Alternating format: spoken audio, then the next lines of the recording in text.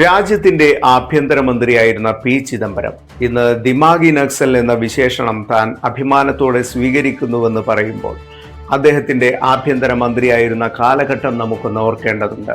2008 November മുതൽ 2012 July വരെയായിരുന്നു P Chidambaram കേന്ദ്ര ആഭ്യന്തരമന്ത്രിയായിരുന്നത്. ഈ കാലയളവിലാണ് ഇന്ത്യയിൽ ഏറ്റവും കൂടുതൽ മാവോയിസ്റ്റ് ആക്രമണങ്ങൾ ഉണ്ടായിരുന്നത്.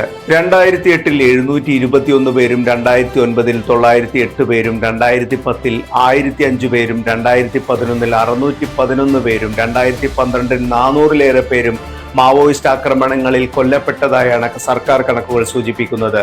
2010 ഏപ്രിൽ 6 ദന്തേവാഡയിൽ നടന്ന ആക്രമണത്തിൽ 76 സുരക്ഷാ ഉദ്യോഗസ്ഥർ കൊല്ലപ്പെട്ടിരുന്നു.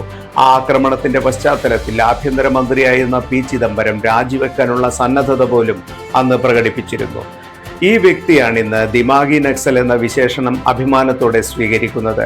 അപ്പോൾ ഒരു ചോദ്യം ഉയരുന്നത് സ്വാഭാവികമാണ്. മാവോയിസ്റ്റ് ഭീഷണിയെ നേരിടേണ്ട ചുമതല ഉണ്ടായിരുന്ന ഒരു വ്യക്തി മാവോയിസ്റ്റ് മനോഭാവത്തോടെയായിരുന്നു നിലനിൽക്കുന്നത് എന്ന് പറയുമ്പോൾ ഇതൊരു രാഷ്ട്രീയ നിലപാട് മാത്രമായി കാണാനാകുമോ?